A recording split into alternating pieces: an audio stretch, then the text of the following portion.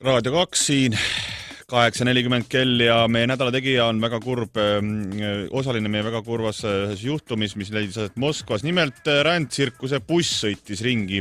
Bussi põrandal lamas rändtsirkuse krokodill nimega Fedja ning bussis oli ka rändtsirkuse administratsioon, teiste seas ka 120-kilone raamatupidaja, kelle nime me kahjuks ei tea.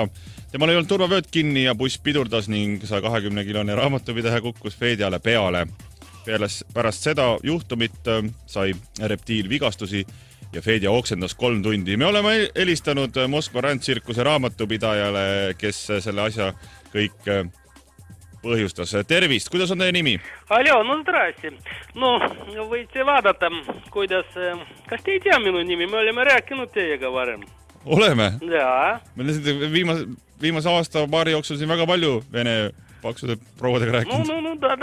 Ну вот, seal on asi selle, et kui sa oled paksu vene naine, sinul on nimi Anna. Anna, Mendi Anna või? Armastuse Anna või? Вот, Anna armastusi, ja see mulle meeldib. Mina. Oi, tere, Anna.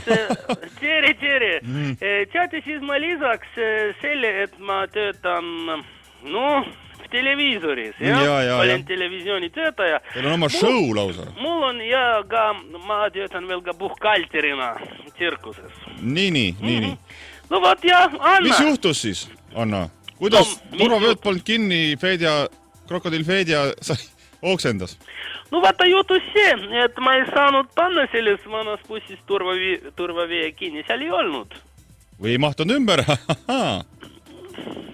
No palun vabandust. Palun järgmine küsimus. Kuidas Fedjal läheb praegu? Vaadake, see Fedja, see on õudne, see on jube, see krokodill везде. Ta on igal pool. Ükskõik, kus mina lähen. Ta pannakse minu juurde kogu aega. Ta on minu bussis. Ta on minu hotellitoas. Iga kord, kui ma tahan minna vanni, ma teen lahti vanni toa, vaatan.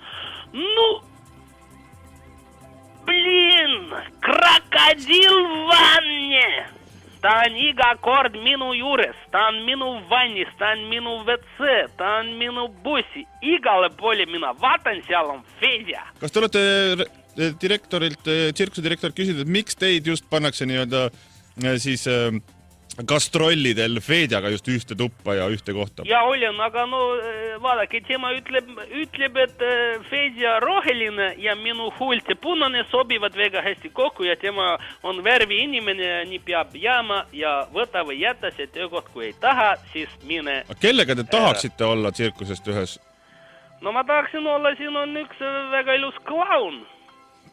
Siin on üks väga ilus noor klaun, kes on väga hea žongleerija, kes teeb head nalja ja kes ei karda ka nutta, sest et teate, et mees on siis tugev, kui ta nutab. Ja temal on pandud siia niimoodi sükene väikene voolik, taga on pudelik ja nii kui ta vajutab, nii ta nutab. Vot see meeldib mulle kõige rohkem, jah.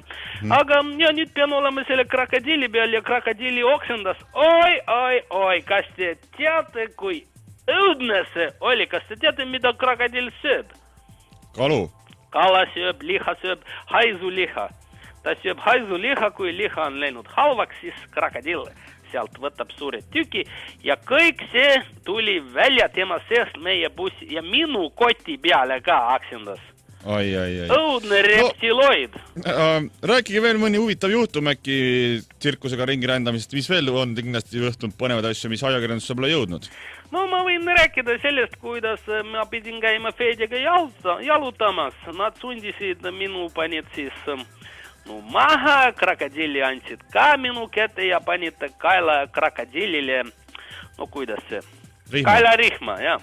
No vot, käisime ringi, me olime siis Moskva jõe ääres, seal jalutasid ja krokodill muudkui järjest võttis siit schnauzer, sealt terrier, siit schnauzer, sealt terrier ja uks kaks muudkui kõndis ja sõi kõik koerad ära ja omanikud lohistasid ennast järgi rihma külges ja karjusid kõik ja tuli suur pahandus selle, aga ega mina olen tuntud ka Venemaal ja nad said aru, see on armastuse Anna, tema kaalame enda pahameele ei vala ja nad läksid tsirkuse direktori juurde ja siis me pidime anda etendusse tasuta kõigile inimestele, kelle Fedja sõi ära koera või kassi või ükskord isegi Fedja on söönud veel, ma ei saa rääkida.